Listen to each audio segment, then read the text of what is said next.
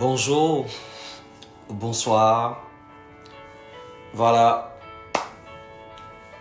Ça va dépendre à l'heure à laquelle tu vas prendre ce direct. Mesdames, messieurs, veuillez vous connecter et partager.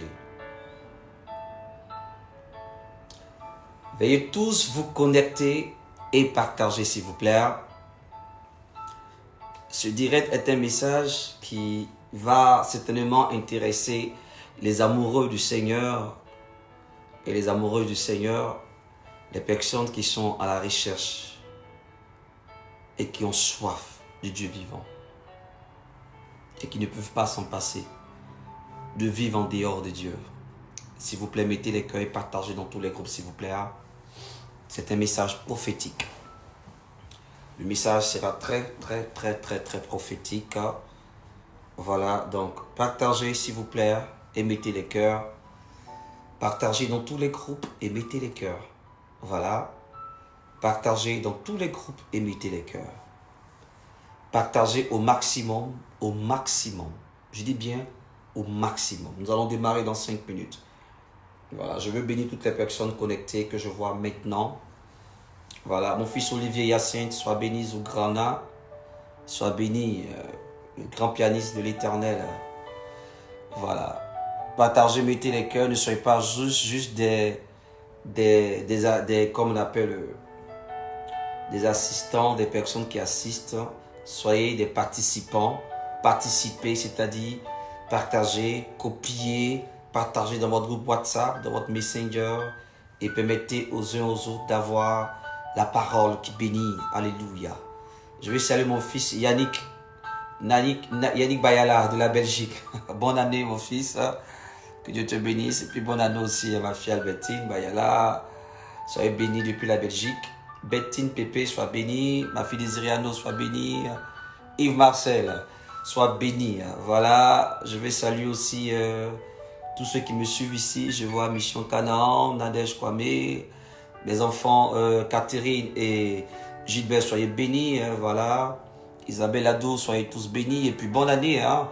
Voilà, je ne peux pas répondre à tout le monde. J'ai reçu beaucoup de messages. J'ai déjà fait mon premier direct intitulé Mes vœux de 2020, suivi d'un message fort. C'est sur ma page YouTube, donc je souhaitais mes vœux à tout le monde. Je vais retirer encore ici mes vœux les meilleurs à toutes les personnes qui m'ont écrit WhatsApp ou Messenger. Que Dieu vous bénisse, que sa grâce soit sur vous. Alléluia. Mesdames, messieurs, partagez s'il vous plaît. Dans tous les groupes, partagez. Dieu nous fera du bien encore. Un message qui va te faire du bien. Ça va te transporter dans le surnaturel. Voilà. 2020, c'est rien que le surnaturel.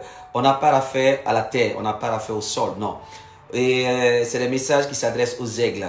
Tu es un aigle, donc tu as besoin de la nourriture qui se trouve dans les airs. Voilà, tu dois prendre ton envol en 2020 et avoir de la hauteur. Alléluia. Voilà, on ne perd plus le temps sur des petites choses, les petits détails, non, charnels, non. On ne recule devant rien, on fonce comme l'aigle.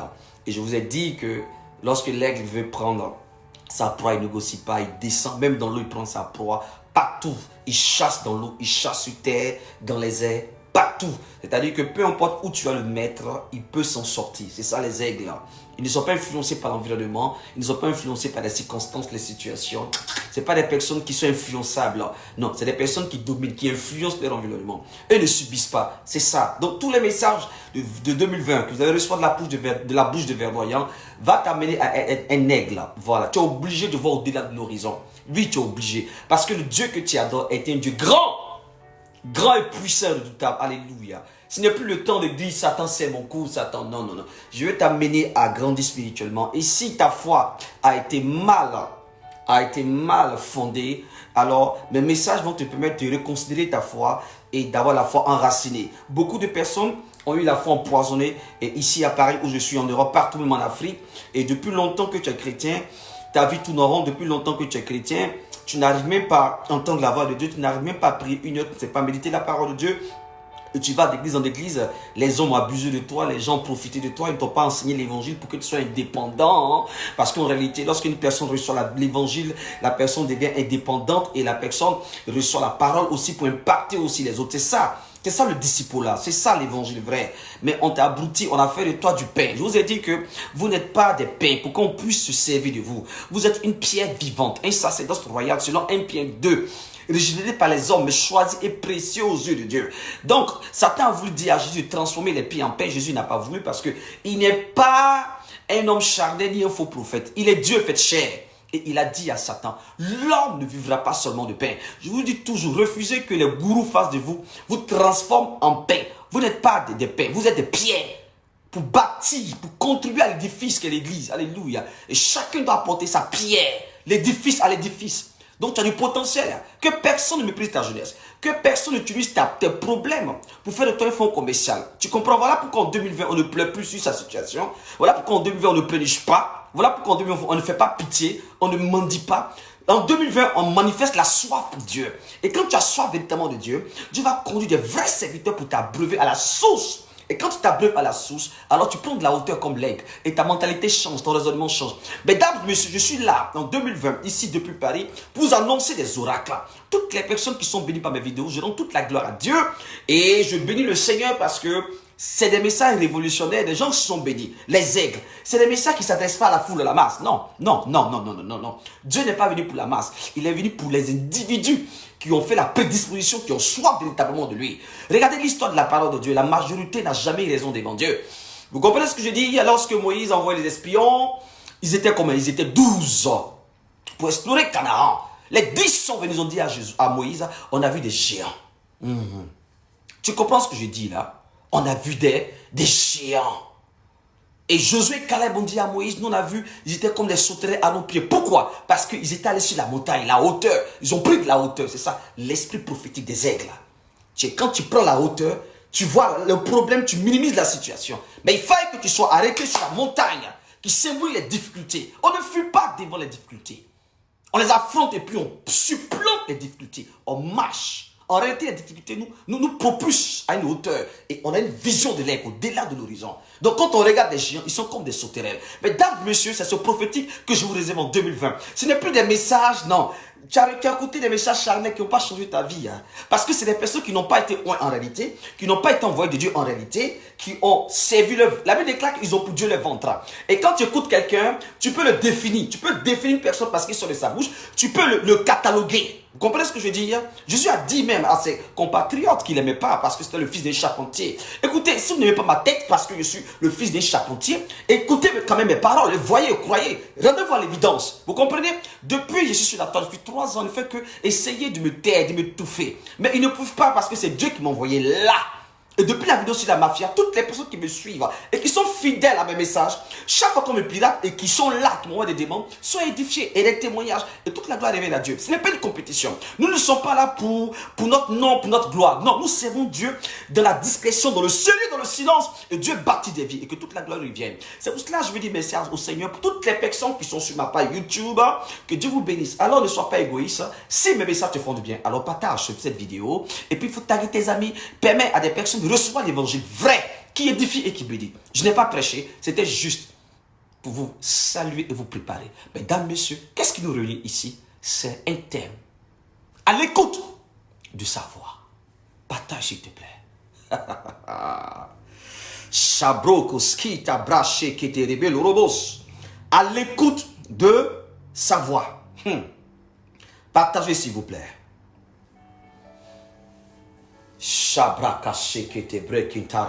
Alléluia. Les gens me demandent, mais homme de Dieu, pourquoi tu parles la langue quand tu prêches? Parce que la Bible déclare que celui qui parle la langue, on doit traduire. Écoutez-moi très bien. Comprenez le contexte dans lequel l'apôtre Paul disait ça. L'apôtre Paul dit dans l'assemblée, quand une personne parle la langue, on doit traduire. Mais quand une personne parle la langue, c'est édifier lui-même.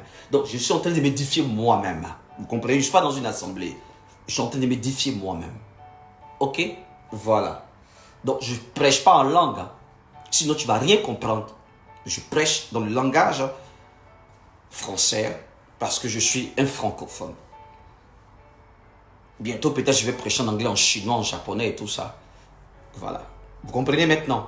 Partagez, s'il vous plaît. Partagez dans tous les groupes. Partagez, s'il vous plaît. Dieu va nous parler. Partage, s'il te plaît. Partage. Je veux bénir tous mes enfants MN séparés, toutes les personnes qui ont fait tout le déplacement pendant le réveillon, on a été vraiment bénis. Voilà. Et toutes les personnes qui sont sur la France, à la fin, je vais faire une annonce. Voilà. Beaucoup de personnes cherchent à me rencontrer. Il y aura une organisation. Voilà. Notre Dieu est un Dieu d'or. Tout à l'heure, vous aurez les numéros de téléphone et comment cela va être organisé. Ok. Prions. Priez avec moi, s'il vous plaît. Priez avec moi. Priez avec moi. Nous prions.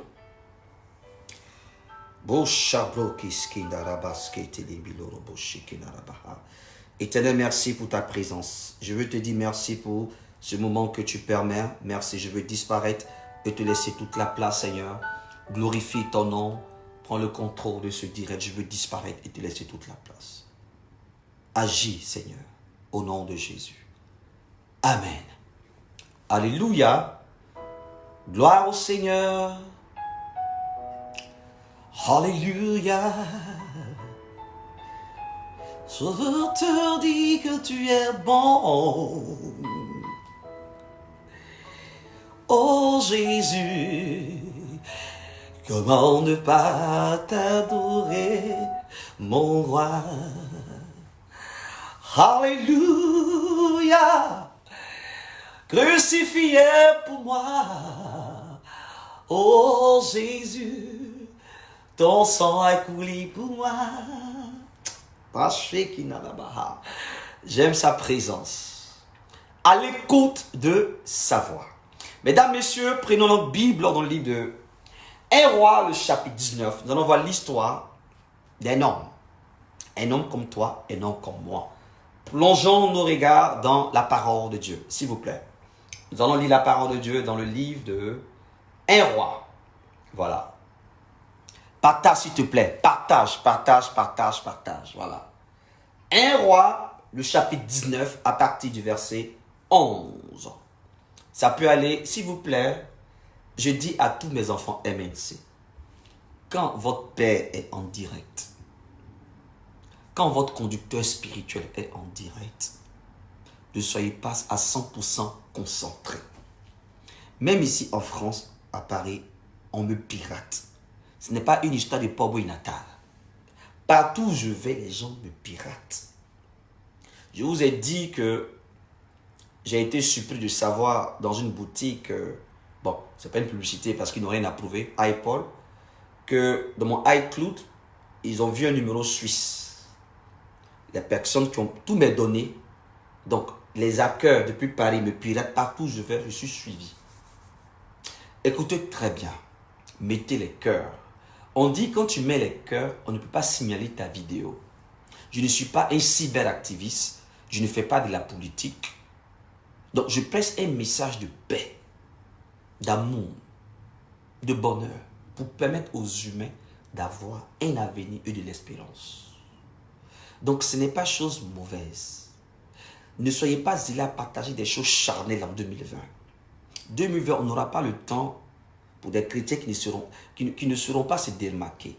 Pour des chrétiens qui vont prendre le temps de réfléchir, c'est-à-dire que non, le train est déjà parti. Je vous ai dit que le train en marche. On n'a plus le temps pour des personnes qui ne savent pas ce qu'ils veulent faire de leur vie. Toi, tu sais définir ta vie. Monte dans le train prophétique et on avance.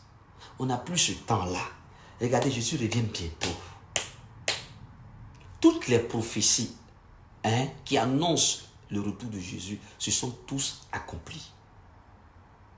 Toutes les prophéties annonciateurs du retour de Jésus se sont accomplies.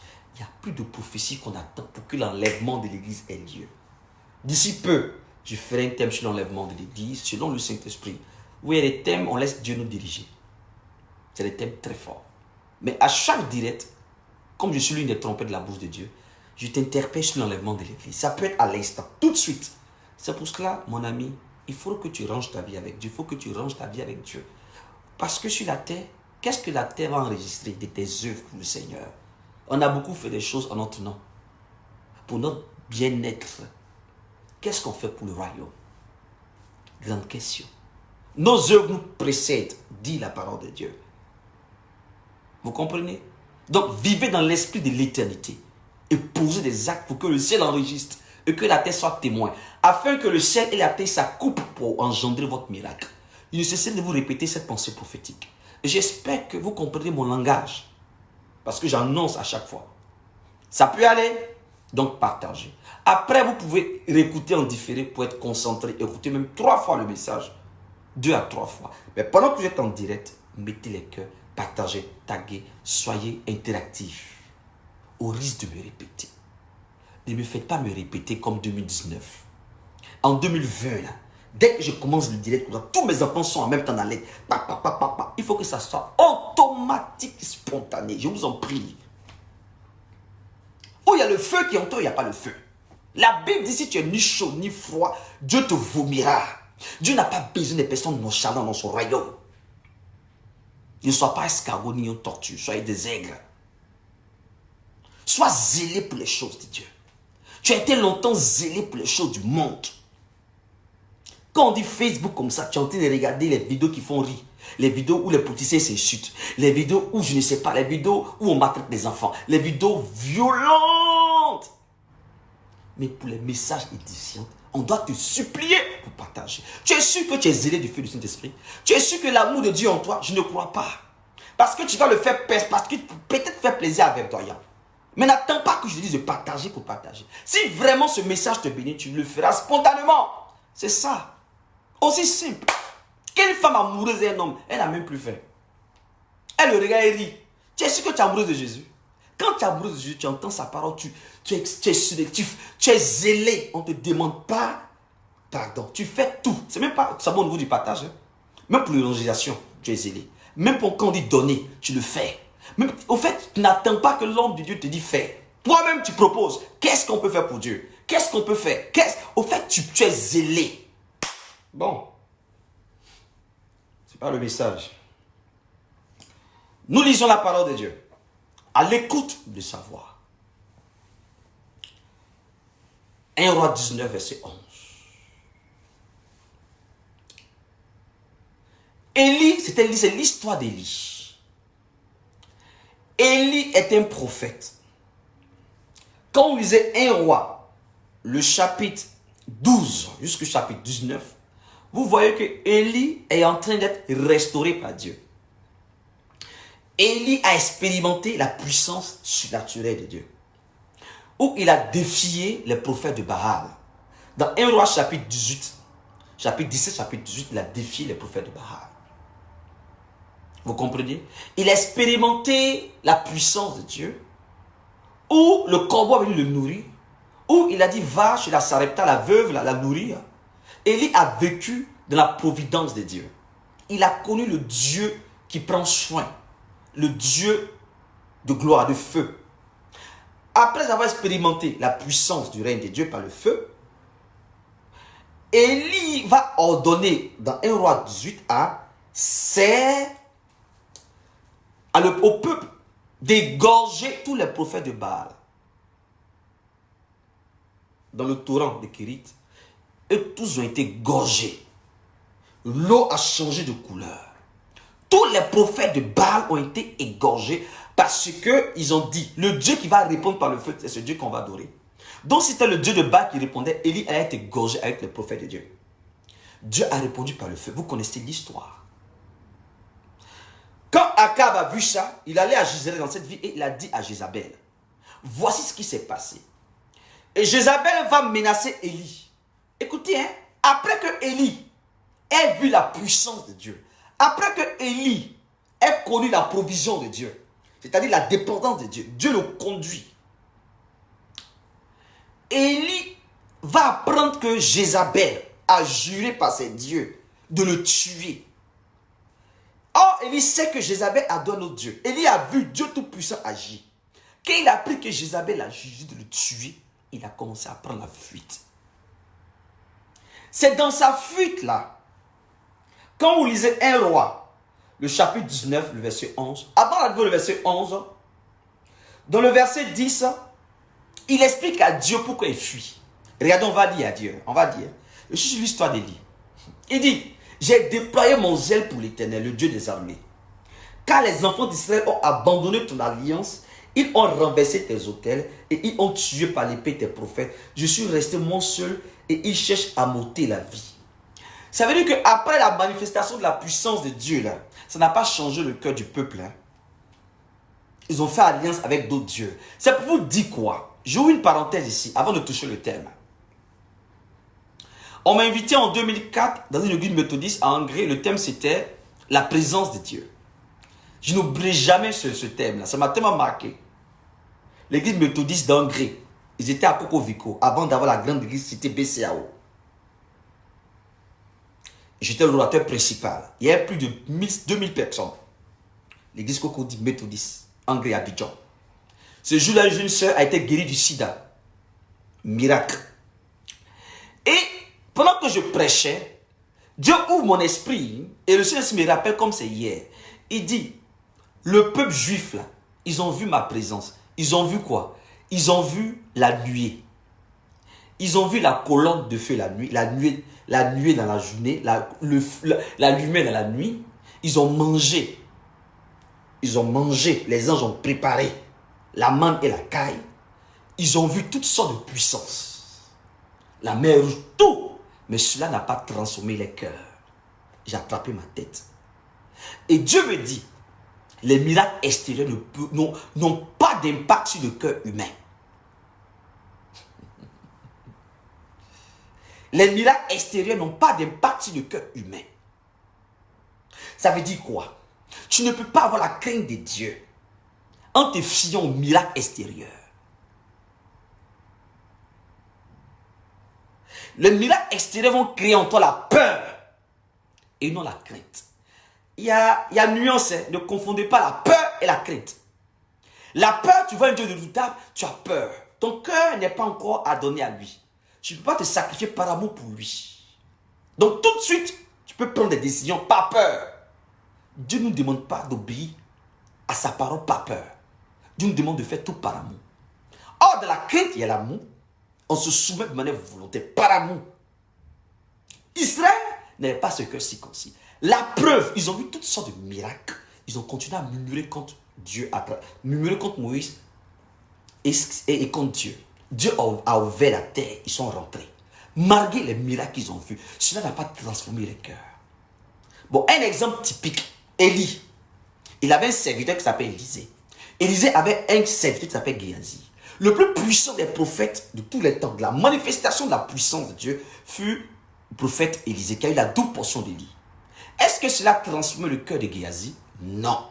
Maintenant, regardez, Élie ici est en train de dire à Dieu que les enfants là, malgré que le feu est descendu, Baal a été vaincu. Ils ont vu les miracles. Après ça, je relis, 1 Roi 19, verset 10.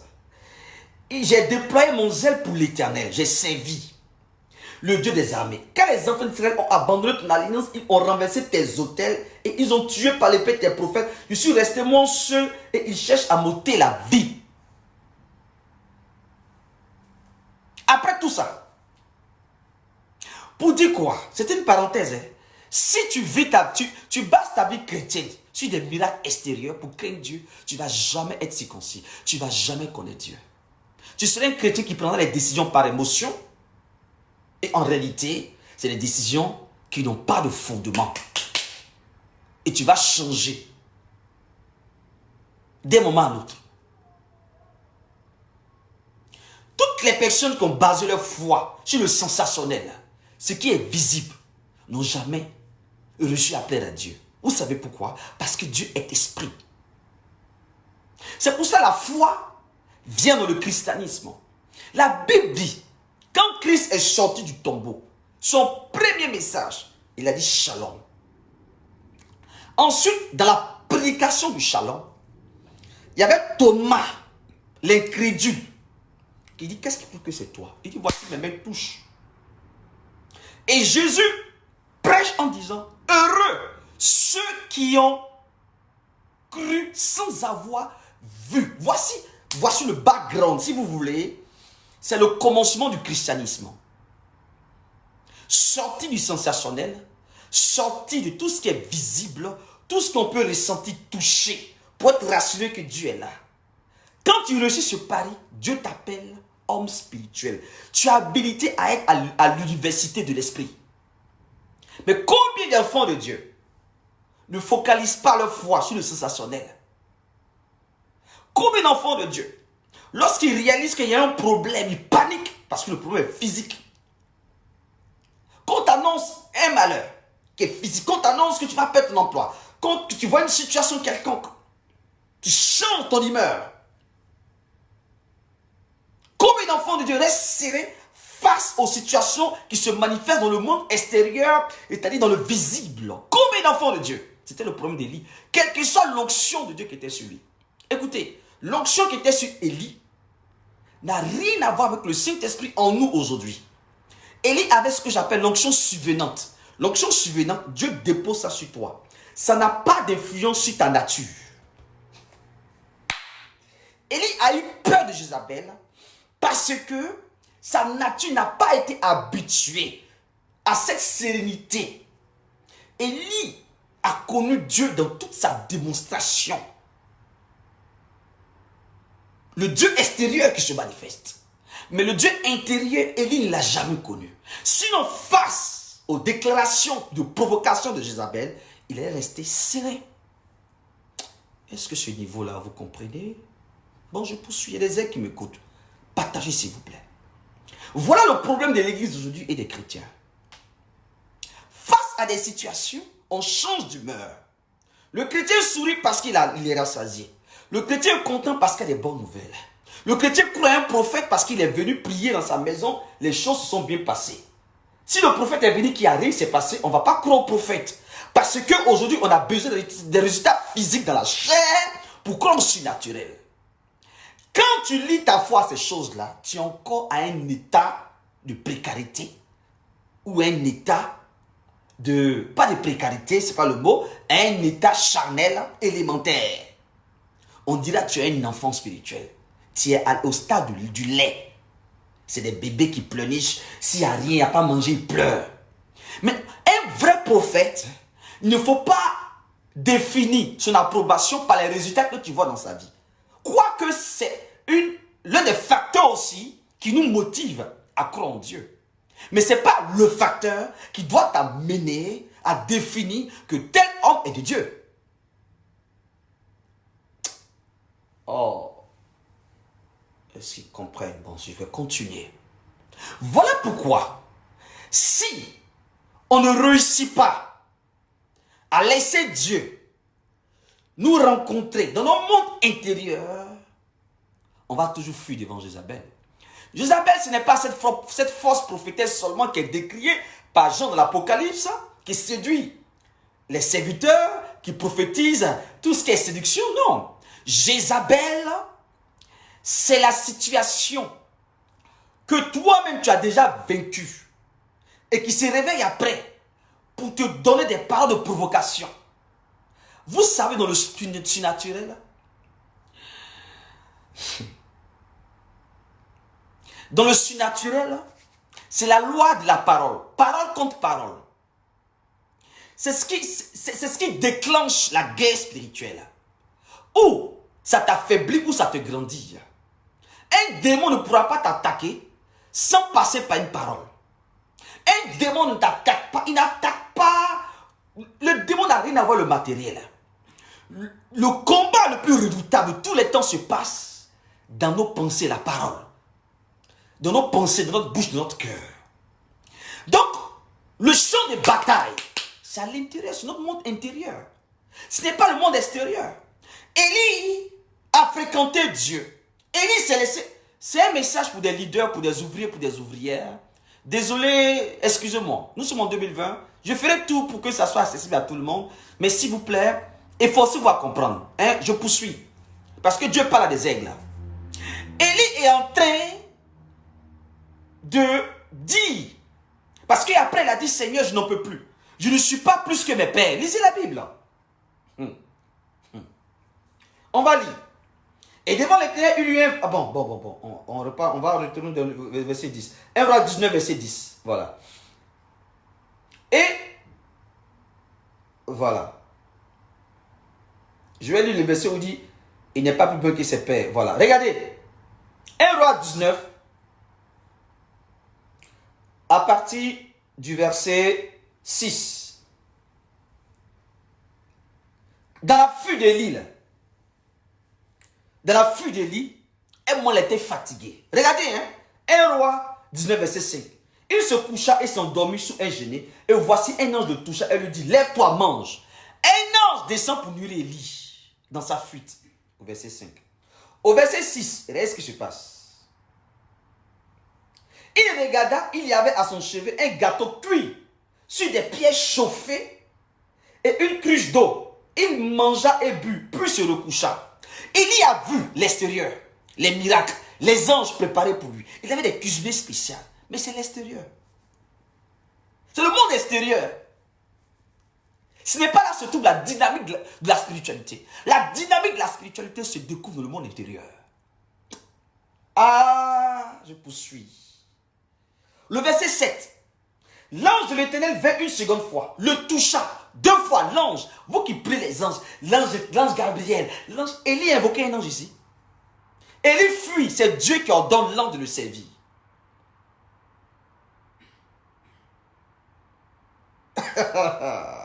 L'ange de l'Éternel vint une seconde fois le toucher. Maintenant faites attention, dans la révélation de l'Ancien Testament, quand vous voyez l'expression l'ange de l'Éternel, il s'agit de Jésus. C'est une figure. Lève-toi, mange, car le chemin est trop long pour toi. Je ne vais pas rentrer dans les mystères de la pierre chauffée, tout ça. On va pas, voilà, je veux juste survoler, c'est pas grave. Voilà, je veux juste survoler. Il se leva, mangea et but. Et avec la force que lui donna cette nourriture, il marcha 40 jours et 40 nuits jusqu'à la montagne de Dieu à Horeb. Donc, la nourriture que l'ange lui a donnée là, l'objectif, le but de cette nourriture, c'est pour qu'il ait la force pour marcher 40 jours et 40 nuits pour atteindre un sommet. La montagne d'Horeb. Donc, dans la fuite d'Élie, Dieu est en train de préparer une autre étape. Qu'est-ce que tu fuis? Tu sais qu'une fois que tu t'abandonnes entre les mains de Dieu, toute situation, Dieu va la convertir en ta faveur, pourvu que tu acceptes la situation. Pourvu que tu, même de la faiblesse d'Élie, n'a pas manqué d'être sincère et humble. Seigneur, j'en peux plus. C'est pas un péché de dire à Dieu, tu es bloqué. Mais arrange-toi d'être dans sa présence. Élie n'est pas sorti de la présence de Dieu. Élie cherchait toujours Dieu. Va malgré la peur. Il n'a pas dit c'est moi le grand prophète Élie, je vais jouer. Il a manifesté devant Dieu. Un moment, quand tu ne peux plus, sois vrai, sois sincère, dis à Dieu, j'en peux plus. Mais il ne faut pas murmurer hors de sa présence, c'est un danger. Parce que tu es déjà affaibli. Regardez, dans le champ de bataille, une fois que il y a un soldat qui est blessé, on l'enlève sur le champ de bataille. Pour ne pas qu'il prenne balle perdue. Donc on le cache pour le soigner. Or toi, tu es affaibli, mais tu t'exposes. Tu vis des situations difficiles et c'est toi qui exposes ta vie sur Facebook. Des situations difficiles, c'est toi qui parles de ta vie. Et tu ne vis pas en réalité ce que tu montres. À quoi ça sert de montrer une vie qui n'est pas la nôtre? À quoi ça sert de montrer une vie qui n'est pas la vie que tu vis en réalité? Ça ne sert à rien de montrer sur Facebook tes grandes marques, oh il y a 5 ans de celui-là. Ça ne sert à rien de montrer tes combats du passé où tu as remporté des victoires. Ça c'est le passé. Dans le présent, tu vis des défaites. Ça ne sert à rien de montrer toute cette image à tes ennemis. Tes ennemis n'ont rien à voir avec Facebook. Ils connaissent ta vie. C'est tes amis que tu vas blaguer. C'est tes amis qui vont blaguer. Tes parents peut-être. Mais on sait comment tu vis ici à Paris. On sait comment tu vis ici en Europe. On sait comment tu vis ici à Abidjan, en Afrique. Ça ne sert à rien. Facebook vous trompe. Je suis en train de parler à des personnes qui aiment montrer les anciennes victoires. Élie n'a pas montré son ancienne victoire. Il pouvait dire, c'est moi Élie. J'ai vécu Baal. J'ai fait ça. Je ne peux pas. Il a été sincère. Il a montré ses faiblesses devant Dieu. Il n'a pas montré ses faiblesses en dehors de la présence de Dieu. Mesdames, messieurs, je suis à l'introduction. Je n'ai pas encore touché le thème. Donnez-moi le temps de direct, s'il vous plaît. Je n'ai pas encore touché le thème.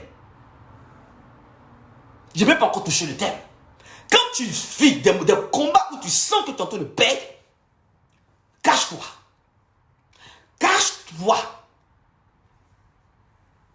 dans sa présence. Pleure dans sa présence. Murmure dans sa présence. Crie dans sa présence. Ne fais rien en dehors de sa présence. Mais combien parmi vous refusent d'accepter la défaite? Et une fausse foi, la foi falsifiée. Non, je suis puissant.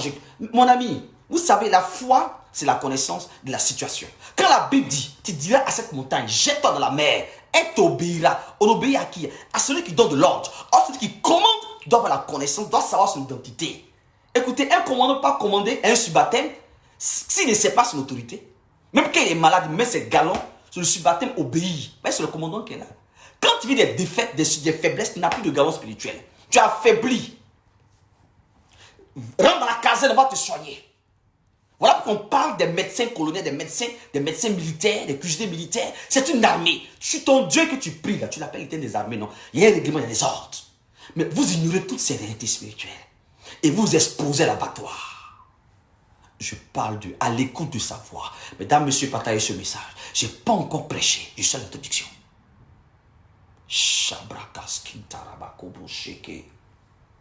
Est-ce que les ailes sont là? Déployez vos ailes pour que l'onction déborde, afin que je juxtapose, afin que je... Déployez vos ailes là. 1 Roi 19, 7. On monte au verset 8. Il se leva manger avec la force qui lui donna cette nourriture. Il marcha 40 jours et 40 nuits jusqu'à la montagne de Dieu, à Horeb, la montagne de Dieu. C'est-à-dire que c'est la montagne de Dieu. Il y a la montagne du monte et la montagne de Dieu. La montagne que Dieu lui-même s'est attribuée, c'est ma montagne. Ça veut dire que c'est Dieu maintenant qui l'élève. Et les situations qui se présentent à toi, qui n'est pas encore l'élévation, c'est l'entraînement. Quand il y a cette montagne, déplace-toi et jette. Ça, c'est pas encore l'élévation. Quand elle s'est déplacée, il faut t'attendre à ce que Dieu t'envoie sur nos terrains. C'est ce qu'on appelle la vallée. Une vallée, c'est entre des montagnes. Pour atteindre la deuxième montagne, tu dois tomber. Parce que la vallée est entre deux montagnes, non? Quand David dit dans Somme 23, quand je marche dans la vallée de l'homme de la mort, je ne crains aucun mal. Il y a une première montagne que toi-même, tu terrasses par la foi que tu as. Mais ce n'est pas encore l'élévation de Dieu. Tu es descendu, tu es dans la vallée maintenant. Et dans la vallée maintenant, tu dois conjuguer. Je ne crains aucun mal. Ce n'est pas on ne craint. C'est là le christianisme se démontre de manière en singleton, individuelle. C'est là l'apôtre Paul dit, je sens qui j'ai cru. C'est là Jésus dit, le mauvais jour où on ne recule devant rien. Et chaque enfant de Dieu connaît ça. Mais quand ton mauvais jour arrive, quand Jézabel t'attaque, Jézabel a une plusieurs formes. Quel est ton état d'âme? Quel est le caractère que tu as face à la situation?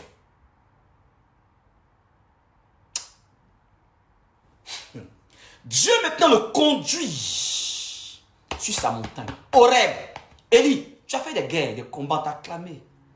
Mais je n'étais pas encore pleinement en toi. Je vais t'enseigner ce que c'est que me découvrir dans son monde intérieur. Ah, Shabrokoski Tarabaha. 1 Roi 19, verset 9.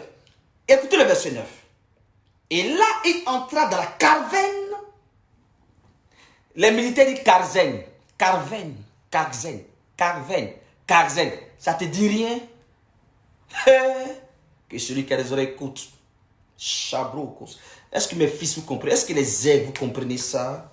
Écoutez, en 2020, je dis à mes enfants spirituels de prier pour moi. Priez pour moi. Votre sujet de prière. Seigneur, donne l'humilité à ton serviteur, la simplicité et la sagesse. Voici ces trois choses. Et j'ai besoin que vous soyez vrai autour de moi. Soyez vrai. Vous serez servis. C'est tout. Je poursuis. Ce n'est pas de l'orgueil, ni de la prétention. Parce que j'ai payé le prix. Et là, il entra dans la carvenne et il passa la nuit. Et voici la parole de Dieu, de l'Éternel, lui, fut adressée en ces mots. Que fais-tu ici? Élie. Dieu pose la question à Élie.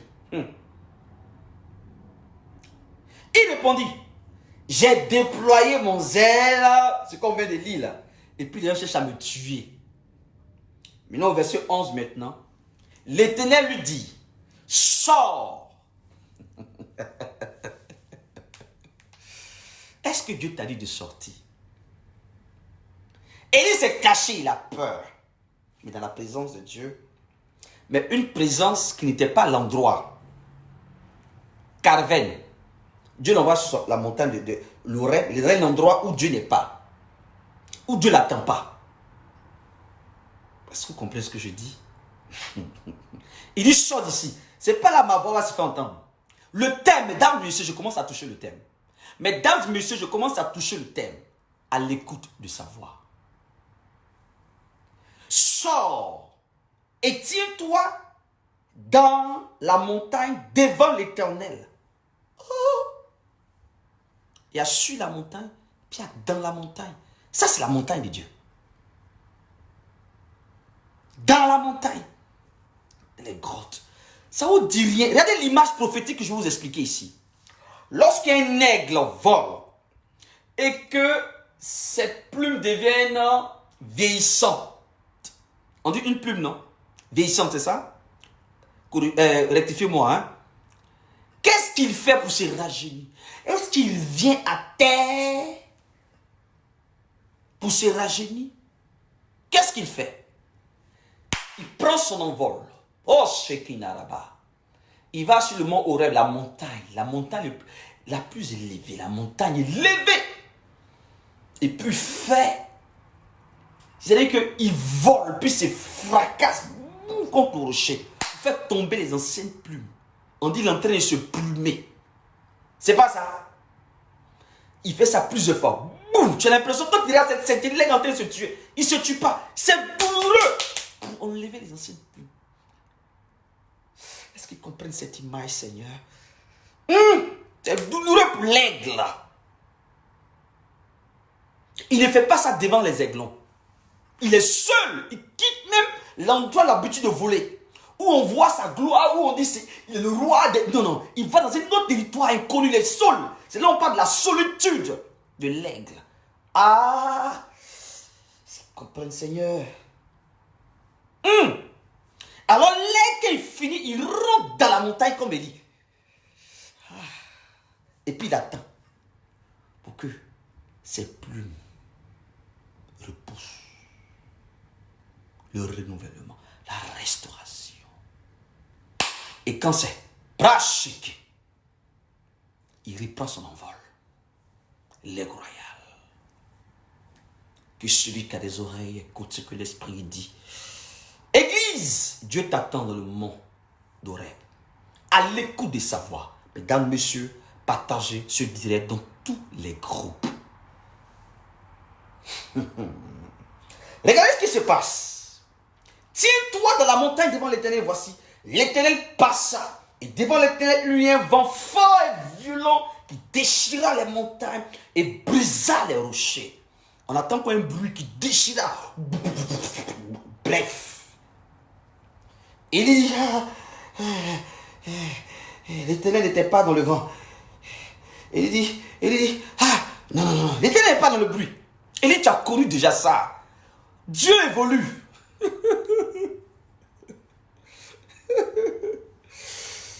L'Éternel n'était pas dans le vent. Et après le vent, ce fut un tremblement de terre. Il dit, tu as déjà connu ça.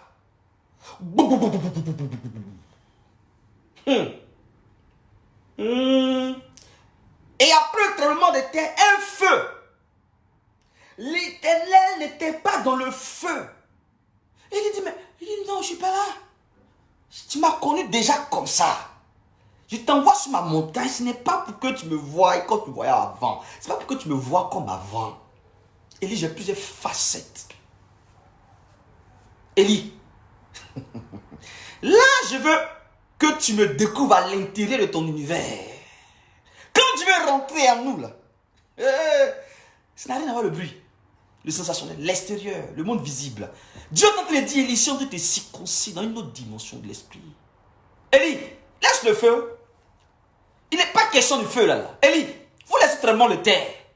C'est pas un tremblement de terre.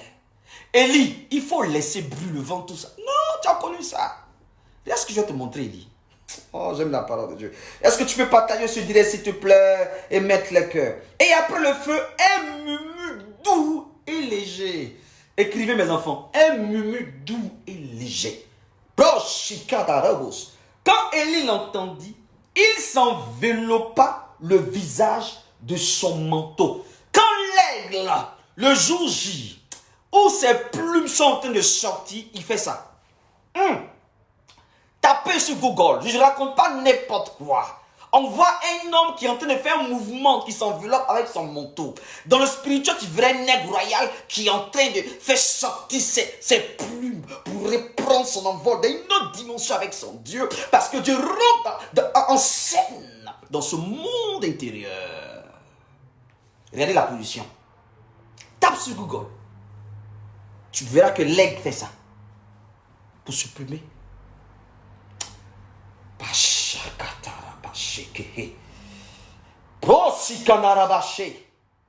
Il sortit et se tint à l'entrée de la caverne. Et voici une voix lui fit entendre ces paroles. Que fais-tu ici, Élie? Il répondit, j'ai déployé mon zèle. Il répète encore. Au verset 15, l'Éternel dit, va, reprends ton chemin par le désert jusqu'à Damas. Révélation. Et quand tu seras arrivé, tu oindras Hazaël pour roi de Syrie. Je suis prophète des nations.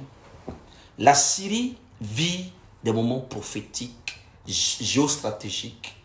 Et nous sommes dans les derniers temps. Ce qui se passe en Syrie a été annoncé par les écrits. Ici, Élie rentre. Seigneur, est-ce qu'il peut expliquer ça?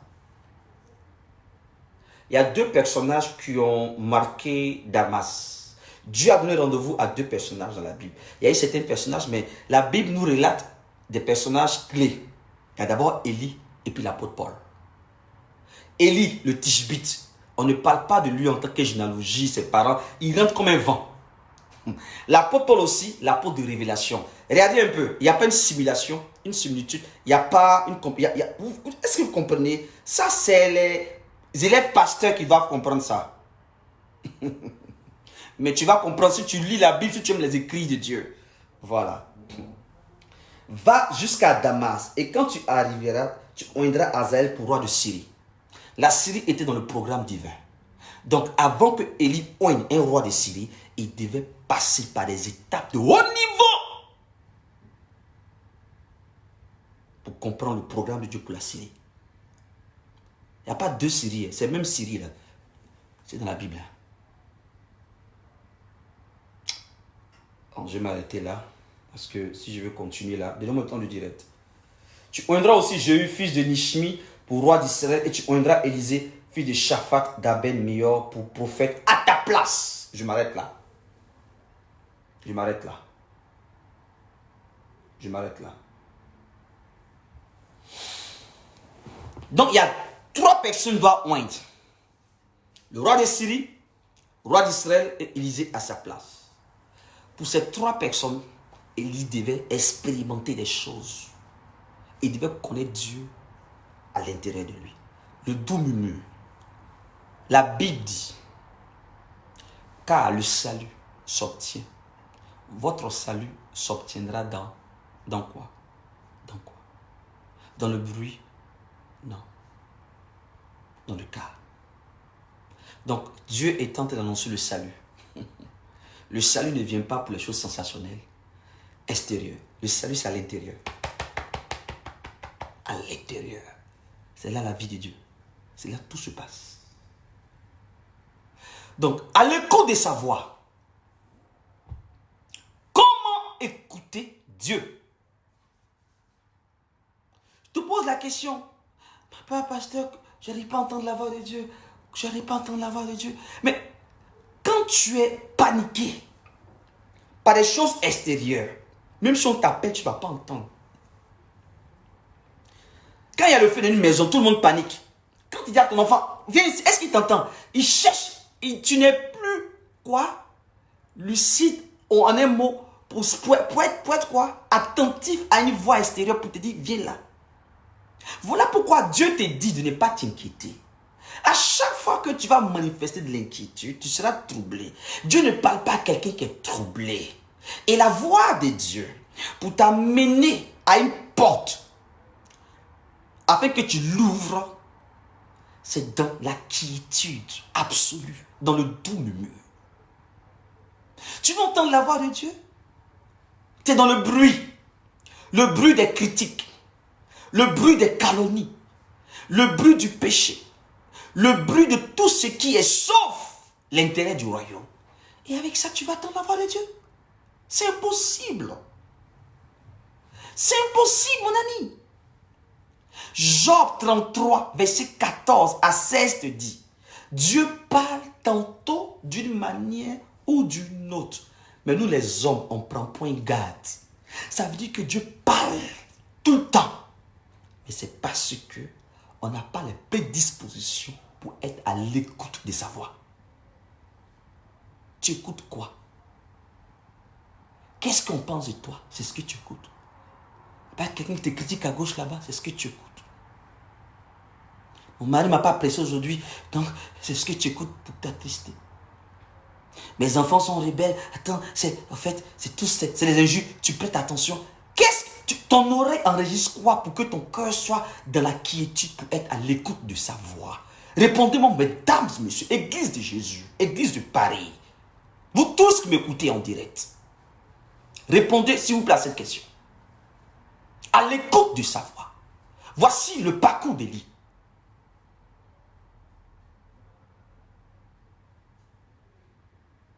Job 33, verset 14 à 16. Je n'ai pas dit Jean 33. Écoutez bien ce que j'ai dit. Ah non, j'ai dit Job 33. Je n'ai pas dit Jean. Job. Je vais parler comme les attiers maintenant. Job 33, verset 14 à 16. Tu écoutes quoi? Votre oreille. Vous prêtez votre oreille pour des choses insignifiantes. Des choses pour attrister, pour empoisonner votre foi. Au lieu de prêter ton oreille à des belles choses, des belles paroles qui vont créer en toi la quiétude pour être à l'écoute de sa voix.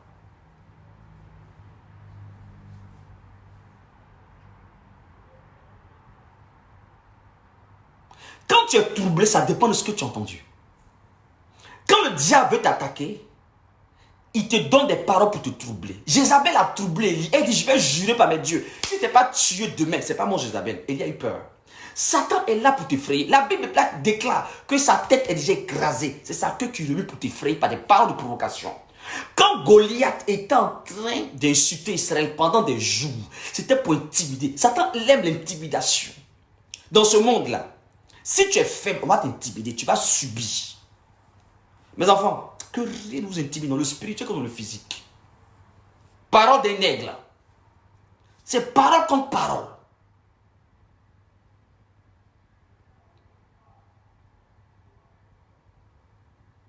Satan même a dit à Jésus, il est écrit, est-ce que Satan a cherché loin? Qu'est-ce que tu écoutes? Quelle prédication tu écoutes? Quel est le pasteur qui te parle tout le temps? Qu'est-ce que tu écoutes sur YouTube? Quels sont les messages qui... Tu es abonné à quoi? Qu'est-ce qui rentre dans ton oreille? Qu'est-ce qui rentre dedans? Pour que ça descende dans ton cœur, pour que ça crée la quiétude. Parce que pour être à l'écoute de la voix de Dieu, c'est dans la quiétude, dans le calme, dans le doux. Or, ce monde-là, regardez un peu en France, les gens marchent avec des robots. Comme ça. Le système vous malmet tellement que vous êtes à 100, même dans le métro, les gens courent. On ne sait pas où vous allez, presser. C'est-à-dire que comme ça, comme ça, comme ça. Jusqu'à la France est le premier pays consommateur de l'antidépresseur. Premier pays de l'Europe. Tellement que les gens sont sous pression, sous stress. Avec ça, comment Dieu peut te parler, tu veux écouter Dieu. Mais quand vous prêchez la parole, au lieu de prendre votre temps d'écouter, non. Parce que vous voulez qu'on vous dise des choses que vous voulez entendre. La Bible dit dans les derniers temps, ils auront la démangeaison. Et allez, ça gratte comme ça. Pour écouter ce qu'ils veulent entendre. La démangeaison. Ça veut dire quoi? D'entendre ce qu'ils veulent. Ah, pasteur, il faut dire que je suis belle. Il faut dire que même si je pêche, Dieu me bénit. Même si je suis dans n'importe quoi, Dieu me bénit. La bondieuserie, c'est ce qu'on vous enseigne, c'est ce qu'on vous prêche. Tu es béni, tu es extraordinaire, ma fille, mon fils, je vois la gloire de Dieu. Des messages qui ne peuvent même pas faire bouger le ciel sur ta tête. Puis le diable riche. Tu as 10 ans de conversion, tu as prêché ça. Ça a changé quoi? 5 ans de conversion, ça a changé quoi? Ça a changé quoi? Tu écoutes quoi? J'ai fini de prêcher. Je laisse cette question. Tu prêtes ton oreille à quoi? Dans la journée, tu écoutes quoi? Que chacun réfléchisse à l'écoute de sa voix. Dieu parle. Dieu ne parle pas au prophète, je suis désolé. C'est que la Bible n'est pas de Bible. Dieu ne parle pas au prophète seulement. Dieu parle à tout le monde. Jean 10, verset 10 dit. Les brebis connaissent ma voix. Elles ne sont pas habituées à la voix des étrangers. Elles connaissent ma voix et elles me suivent. Toi, jusqu'à présent, tu as du mal à écouter la voix de Dieu. C'est qu'il y a autre chose que tu aimes écouter qui a pris la place de Dieu. Voilà pourquoi vous êtes insensible à l'esprit. Quand tu n'es pas habitué à écouter la voix de Dieu, tu es insensible aux choses spirituelles. Dieu va te prêcher les oracles, les mystères, tu vas faire ça. Oh, c'est fort, hein? Et puis zéro. Tu vas prendre des résolutions. Et puis après, tu vas dire non, c'est-à-dire que je réfléchis, non. Attends, je vais voir un peu. Et puis voici des personnes qui définissent leur vie spirituelle sur la base de la décision familiale. J'ai prêché à une dame à Dabou. Elle dit, pas pour, parce qu'il y a au moins 98 avec quelle année? 2020. Ça fait 28, ça fait ça, c'est ça? 98, ça fait 28, non, 22 ans. Qu'est-ce que je raconte? 98-2020, ça fait combien d'années? 98 jusqu'en 2020. En 2020, ça fait 22 ans. Il y a 22 ans de cela. Elle dit, papou, papou, petit là, Claire là, tu parlais bien. Hein? Il prêche bien, mon petit là. Tu sais, ce que tu prêches là-haut, tu sais, ici à Dabou, à Debromou, là, c'est les Adjoukourou, hein. Il n'y a pas, tu vois, à l'entrée du village, il y a l'église catholique. Quand tu es au milieu, c'est Aris, et puis Méthodiste, c'est ici. Mais je ne sais pas, toi, si je meurs là, parce que moi, quand je vais mourir là, juste mon funérail là, on va faire checker une rouge là, un gros poisson, arrêt, on va faire pagne, et puis bâche là. Et donc, on va m'enterrer dans l'église, dans funérail, dans le cimetière protestant méthodiste là. Donc toi, si elle prie avec toi là, à l'église Alléluia, parce qu'on nous appelle. À l'époque des années 90, nous on nous appelait église Alléluia.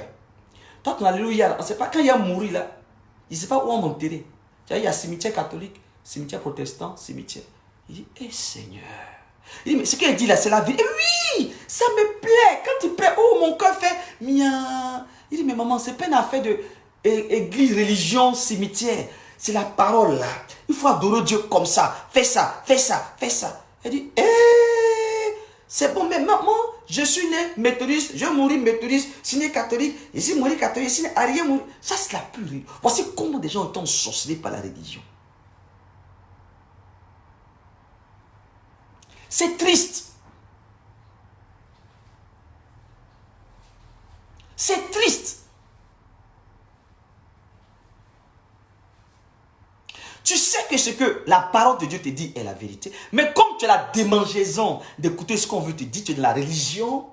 Donc il y a des personnes qui disent, pasteur, ce que le prophète, ce que tu prêches, c'est vrai, je vais m'engager, mais attends, demander la permission à ma famille. Oh. Tu sais, j'ai écouté des gens comme ça, des cadres, hein, ça a créé un conflit de famille parce que nous on est nés dans telle religion, on a grandi ainsi. Vous pensez qu'affaire de Dieu, c'est une affaire de famille, de religion, d'affinité, parce qu'on est né en 1940. Vous pensez que Dieu là, quand tu vas mourir, famille Kwasi Yao présent, famille Iba présent, famille, on ne va pas vivre avec famille. Hein. Quand tu vas mourir là, c'est ton âme qui sera devant Dieu, ton esprit retourne à Dieu, et puis ton corps, les asticots vont bouffer ça. Tu comprends, non? Et puis ton âme sera Dieu. Et c'est la parole qui va te juger. On dit chacun rendra compte. On ne vient pas par famille, on ne vient pas par communauté. C'est la parole.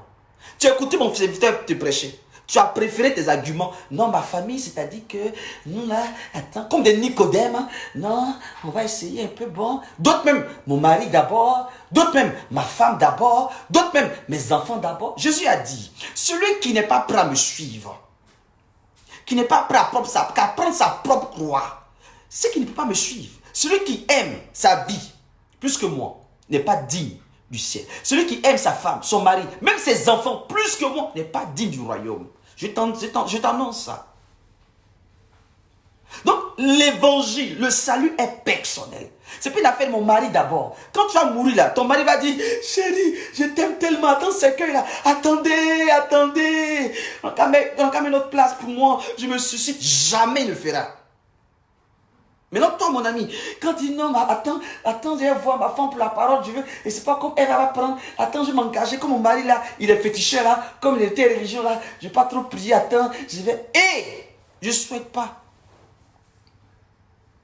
Il n'y a pas vu un homme qui dit, j'aime tellement ma femme, attends, on fait 2 cercueils, on fait 2 compartiments, je me tue, je parti à elle. Dès que tu es parti là, même 2 mois, elle a pris une autre femme.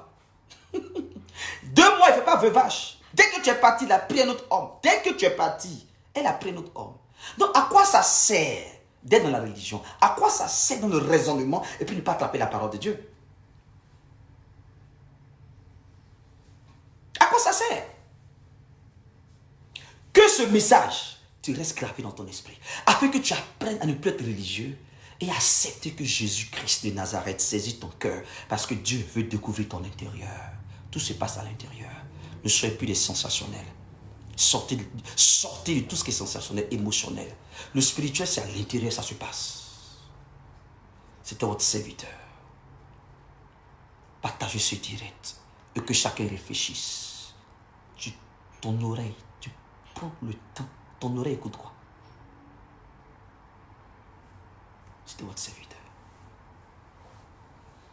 Dimanche, nous nous retrouvons à nos désirés dans l'adresse à Saint-Denis. J'espère que j'ai l'adresse quelque part ici. Donnez l'adresse là.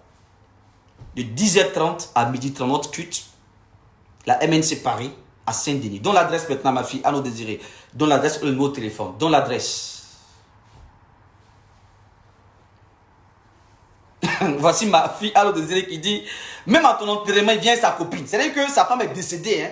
Le jour où on entend le pleurer, sa copine est dans le cortège funéraire au village. On a vu ça plein Abidjan, partout en Afrique. Des gens me considèrent plus la mort que la vie. Sortez de la religion ne sauve pas. Tu peux être dans une église évangélique pentecôtiste, tu peux être un bon religieux. Parce que tu veux idolâtriser ton pasteur. Le défier, au lieu d'écouter la parole pour te libérer. Je m'arrête là. Partagez, hein.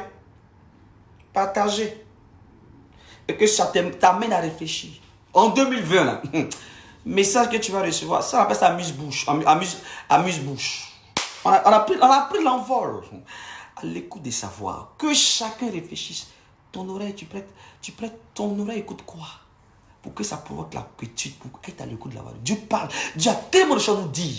Et là, le monde évolue. Mais c'est parce qu'on manque d'inspiration, on n'écoute plus Dieu. On est dans le sensationnel.